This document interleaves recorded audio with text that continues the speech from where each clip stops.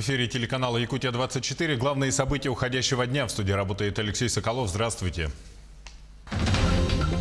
На месте строительства моста у Верхневилюйска начались изыскательские работы.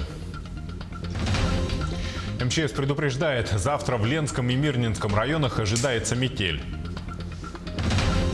Система 112. Как вызвать помощь, если вы оказались в экстренной ситуации? Коронавирус в России. Последние данные по заболевшим жителям и гостям страны.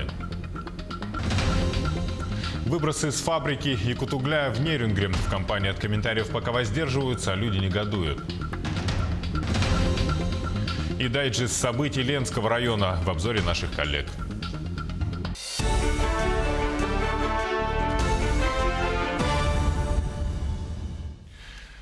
Проектное финансирование с использованием счетов эскроу и развитие ипотечных программ. Центральные темы рабочей встречи главы Якутии Айсена Николаева и генерального директора агентства Дом.РФ Виталия Мутко. Стороны подписали соглашение о сотрудничестве в сфере реализации национального проекта «Жилье и городская среда», который затрагивает вопросы благоустройства, расселения жителей из аварийного фонда и ипотеки. Саха-Якутия является одним из лидеров на Дальнем Востоке по объему ввода жилья. Договорились, что объединим усилия в вопросах создания условий для проектного финансирования прежде всего, с учетом новой модели финансирования. Мы договорились, что в ближайшее время наши коллеги из Банка Дом.РФ посетят республику вместе с нашим партнером, ипотечным агентом республики. Поработаем на теме, как первое, это вопросы проектного финансирования, запуска проектов. И второе – это по реализации ряда программ по ипотечному кредитованию. По официальным данным, на конец февраля 2020 года в нашей республике одобрены 3300 заявок по программе дальневосточной ипотеки со ставкой 2%, оператором которой выступает Дом.РФ. Конечно же, мы хотим это сотрудничество расширять. И сегодня с Виталием Ильичем мы проговорили ряд проектов, связанных крупных, таких с развитием наших городов, таких как Якутск, Нерюнгри, по новым механизмам кредитования, по работе с застройщиками в республике. Уверен, что вот как раз эти решения, которые сегодня на федеральном уровне приняты, на уровне правительства Российской Федерации, они позволят регионам, в том числе и дальневосточным, и Республике Саха-Якутия, в том числе, более активно развиваться. И, конечно, мы должны выполнять те задачи, которые поставлены в национальных проектах. Изыскательские работы начались на месте строительства моста через реку Вилюй. Уже выбрано подходящее место – это 664-й километр федеральной дороги Вилюй. Подрядной организации предстоит выполнить геодезическую съемку, изучить пробы почвы и воды. Строительство моста через реку будет финансироваться полностью из федерального бюджета. Общая сумма – 20 миллиардов рублей. Длина моста – 1,7 километра.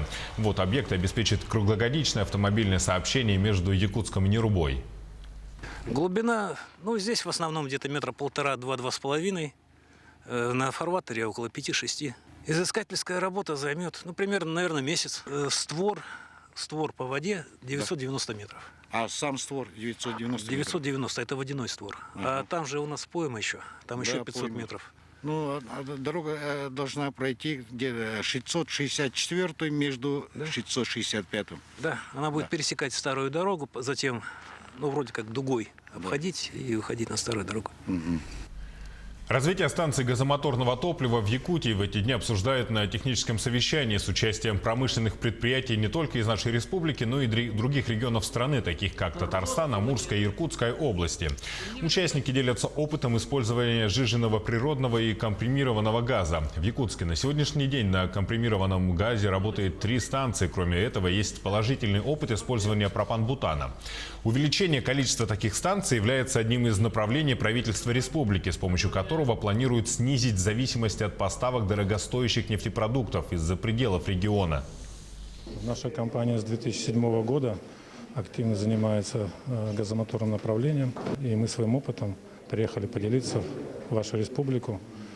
И надеюсь, что наш опыт поможет вашим компаниям активно внедриться в эту тему и переводить транспорт на природный газ, метан. Во-первых, это даст экономию хорошую, потому что у вас сегодня газ стоит намного ниже.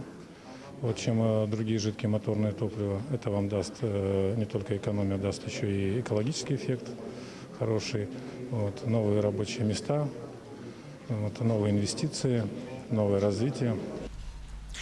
По итогам первого этапа конкурса фонда президентских грантов победителями стали 25 некоммерческих организаций Якутии. Общая стоимость грантов составила более 22 миллионов рублей. По количеству поддержанных заявок Якутия вышла на первую позицию. По сумме выигранных средств республика занимает второе место после Приморского края. Подробности в материале нашего корреспондента Юрия Осипова. Диана на протяжении 4 лет еще со студенческой скамьи занималась исследовательской работой по увековечиванию памяти ветеранов Великой Отечественной войны. Со временем ее труд разросся и превратился в масштабный проект. Сегодня она в числе победителей конкурса фонда президентских грантов. Стелла обелиска с именами наших предков, дедов, которые участвовали в Великой Отечественной войне, и чураптинских вынужденных переселенцев. Вот. И сохранение их имени, их памяти. И главное то, что мы не просто создаем стеллу, памятник, и еще плюс к этому мы разрабатываем проект. Вот проект сайта справочника, в который будут указываться их имена, их фотографии и история того, что они когда участвовали, как, что они получили, какие ордены. Победителями конкурса стали 25 проектов из Якутии. Стоит отметить, что они составили 22% от общего числа поданных республикой заявок. Общая стоимость грантов составила более 22 миллионов рублей. Успехи очевидны. По сравнению с результатами прошлого года количество поддержанных заявок увеличилось на 127%. Если социально ориентированный НКО получает президентский грант, это означает, что достаточно квалифицированные сотрудники, достаточно интересная на российском уровне заявка, и это означает, что мы конкурентоспособны, и наша республика является одной из передовых в России именно вот по качеству развития общества, по уровню доверия, по зрелости общества как такового. На начальных этапах становления некоммерческих организаций может понадобиться поддержка. Для этого разработано мобильное приложение НКО Якутии. В нем авторы социально ориентированных проектов могут получить информационную и консультационную помощь. В этом приложении наши некоммерческие организации могут найти правовые памятки, могут найти ответы на любые свои вопросы, да, и там будут размещаться все новости по некоммерческим организациям. Лучшие практики, лучшие кейсы тоже там будут. И, конечно же, там все документы по регистрации с Минюста, да, как регистрировать свою организацию и часто задаваемые вопросы. Якутия стала лидером Дальнего Востока по количеству выигранных грантов. На втором месте Приморский край, в котором было одобрено 19 проектов. Между тем, по сумме выигранных грантов Якутия уступила пальму первенства все тому же Приморскому краю. Сейчас уже объявлен старт второго этапа конкурса президентских грантов. Заявки принимаются до конца марта. Юрий Осипов, Джилустан Иннокентьев, Якутск. Завтра в Ленском и Мирнинском районах ожидается снег и метель. Местами сильный, с порывистым ветром до 15-18 метров в секунду. МЧС рекомендует населению республики соблюдать ряд правил безопасности. Во-первых, следует ограничить выход из зданий. Важно взять под особый контроль детей и не оставлять их без присмотра. Если сильный ветер застал вас на улице, укройтесь в зданиях или подъездах жилых домов. Не стоит прятаться от сильного ветра около стен домов, так как с крыши балконов возможно падение шифера и других предметов. В ветреную погоду следует особенно тщательно соблюдать меры пожарной безопасности и быть предельно осторожными с огнем. А вот обратиться в случае чего можно по номеру 112. Звонки по системе 112 теперь доступны во всех районах республики. Программа начала работать с января этого года, но пока о работе единой системы знают немногие. Подробности в материале Саргланы Неустроевой. Любой звонок 112 поступает сюда, в зал приема и обработки вызовов. Отсюда уже происходит перераспределение информации по службам. Система 112 работает во всех регионах страны. При этом позвонить туда возможно даже с отрицательным балансом. Любой вызов в службу автоматически отслеживается на карте. Во время поступления звонков, таких как, допустим, оказание скорой медицинской помощи или неотложной медицинской помощи, мы принимаем вызова у заявителей, опрашиваем их, спрашиваем, что именно у них произошло. Мы создаем обращение, заполняем адрес в обязательном порядке, первым делом заявителей спрашиваем, где они находятся, потому что связь может прерваться, и заявителям, чтобы была возможность уже отправить экстренную помощь. Дальше создаем обращение, карточку, направляем более подробную, детальную информацию и в службу 03 отправляем вызов. К сожалению, о существовании такого номера знает не каждый. К примеру, за сутки информация, направленная системой 112 в единую дежурно-диспетчерскую службу города или МЧС, поступает всего около 5-6 раз. При этом иногда звонки могут дублироваться. Получается, что да, действительно, жители могут позвонить и непосредственно на наши телефоны и позвонить на телефон 112. Ну, здесь пока мероприятия, они отрабатываются, и в настоящий момент, ну да, есть вариант того, что звонки могут дублироваться. Это да, не исключено. Особенно это бывает, когда идут глобальные отключения по сетям электроснабжения, как правило, звонки, они идут очень в большом количестве от жителей, они интересуются, почему произошло отключение. И в том числе попадают, конечно, на 112 такие звонки. Данная ситуация действительно становится проблемной, особенно во время сезонных катаклизмов и иных чрезвычайных происшествий. Ведь в любом случае на том проводе вас услышит такой же человек, а действовать в экстренных ситуациях необходимо незамедлительно. Проводится ряд мероприятий по популяризации номера. То есть вот как раз даем на телевидении информацию. Также будет выпущен ряд материалов, в том числе с поддержкой МЧС, так как они являются куратором системы 112. Как бы то ни было, введение системы – первый шаг к росту не только эффективности работы экстренных служб, но и безопасности самого человека. Ведь в чрезвычайных ситуациях вспомнить, какой номер принадлежит необходимой службе, сложно. И это только если ты вообще знаешь необходимый номер. Саргалана Неустроева, Семен Семенов, Якутск. Здоровье женщин, благополучие нации. Под таким ярким названием в Москве в эти дни состоялся форум. Мероприятие прошло под эгидой Совета Федерации и объединило представителей женских движений России, власти и бизнеса. Основными темами форума стали здравоохранение и здоровый образ жизни. Какие еще вопросы обсуждались на форуме, расскажет наш СОБКОР в Москве Айсена Бурнашова. Слабые, но такие сильные. Женщина в наше время уже давно переросла понятие хранительницы очага. Прекрасный пол трудится в предпринимательстве, бизнесе и политике. Успешно проявляет себя и в других, казалось бы, совсем не в женских сферах деятельности. Россия лидирует по числу женщин в науке, ядерном секторе, малом и среднем бизнесе.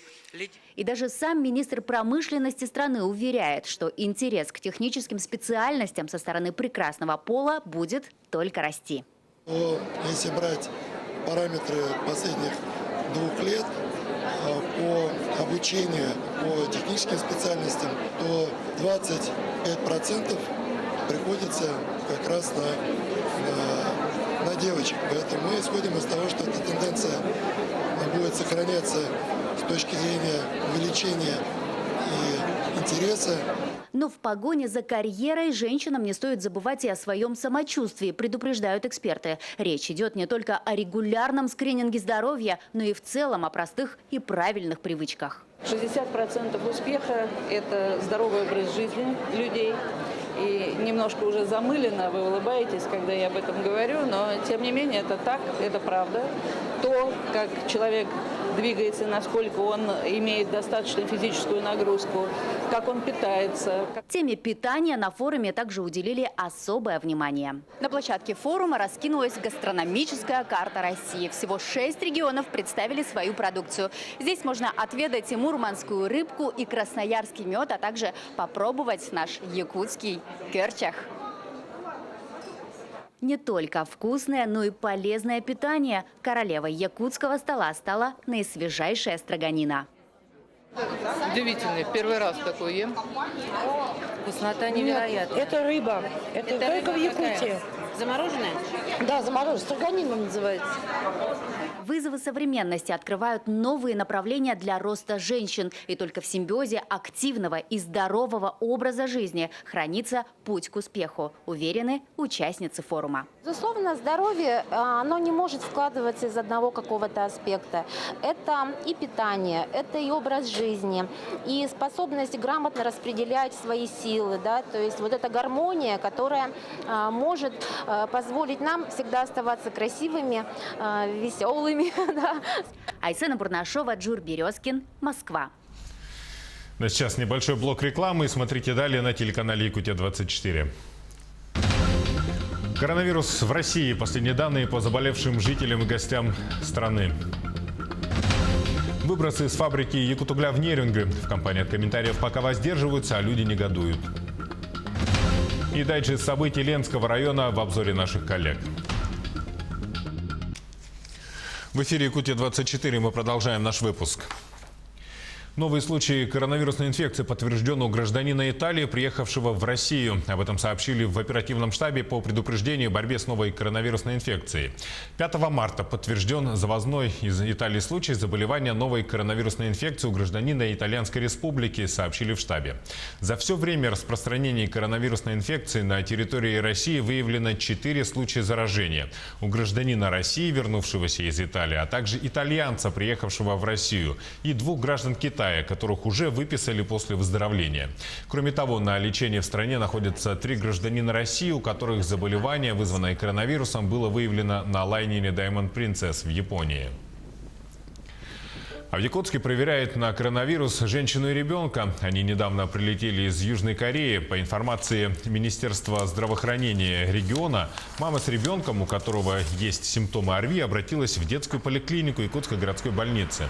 Она пояснила, что с признаками ОРВИ улетела в Южную Корею. Когда прилетела, симптомы не прошли. Врачи направили пациента на осмотр инфекционистам. Сейчас они находятся в детской инфекционной клинической больнице. У ребенка и мамы взяли анализы на наличие коронавирусной инфекции. Результаты анализов будут известны завтра.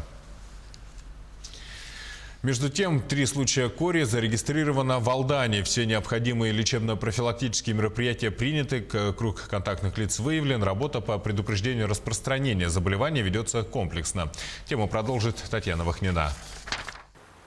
Подъем температуры, конъюнктивит, насморк, спустя несколько дней характерная сыпь. Такова клиническая картина кори – острого вирусного заболевания.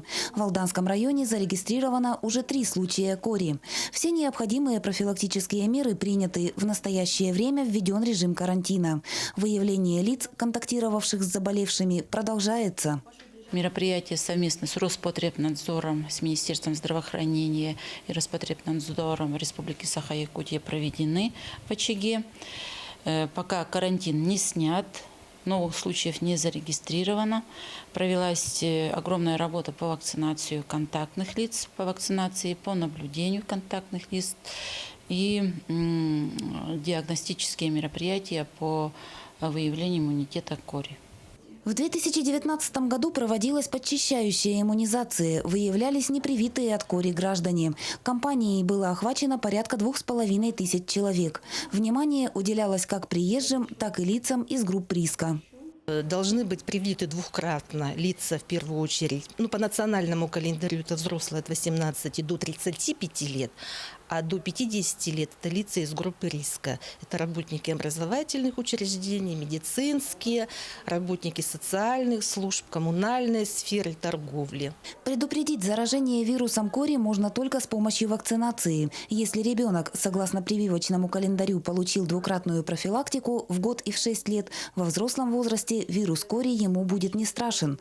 Врачи тесно работают с учреждениями образования.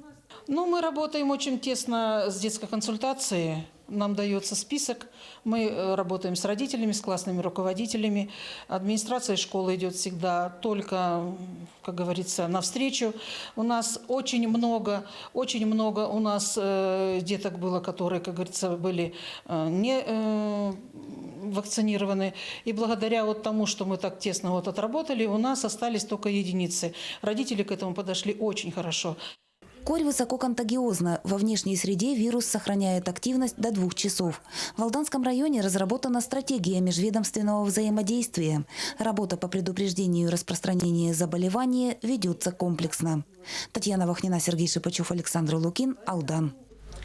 Студенты Якутского авиационного училища могут остаться без дипломов из-за лишения аккредитации учебного заведения.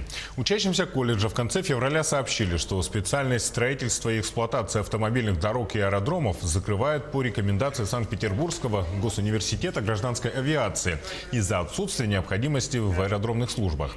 На этой специальности обучается 26 человек. Затем студентам заявили, что аккредитация учебного заведения закончилась еще 19 июля прошлого года. Учащимся предложили перевестись в другие учебные заведения, в частности, в транспортный техникум в поселке Нижнебестях, и завершить обучение там. Однако их такой вариант не устраивает, студенты намерены обратиться в прокуратуру.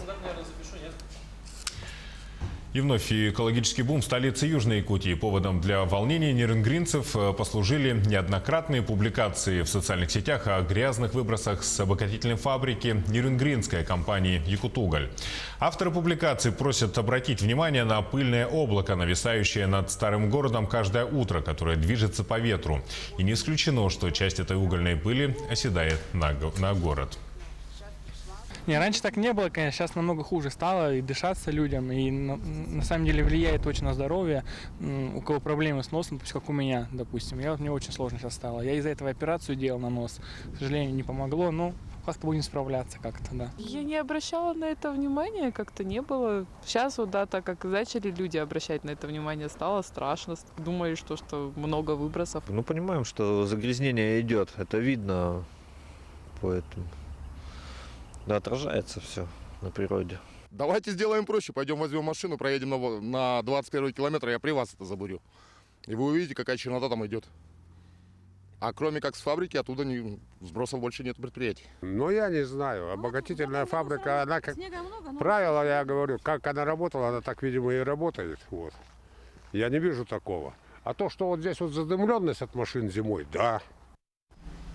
На наш запрос прокомментировать данную ситуацию пресс-служба холдинга «Якутуголь» пока воздерживается, ссылаясь на то, что согласование информации идет с руководством в Москве. Лучших мастеров с ограниченными возможностями здоровья выявил чемпионат «Авилимпикс». В Якутии завершился региональный этап чемпионата по профмастерству среди людей с инвалидностью. В течение 3 дней в городах Якутска и Нерюнгри участники соревнований демонстрировали свои навыки в 19 компетенциях, начиная от ювелирного дела, заканчивая экономикой. За звание лучшего в своем деле поборолись школьники, студенты, а также специалисты.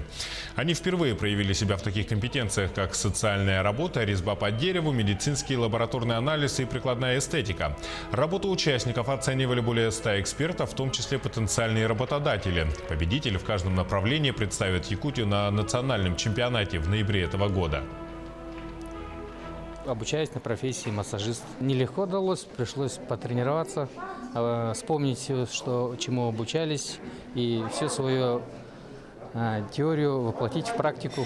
В силу своих физических возможностей выбрал для себя такую профессию, так как это, по моему мнению, единственное, что я смогу, являюсь инвалидом по зрению. Конкурс дает очень многое. Опыт, во-первых, всего, и уверенность в себе. Далее эфир нашего телеканала продолжит дайджест событий Ленского района. Я передаю слово моей коллеге Ане Кожевниковой.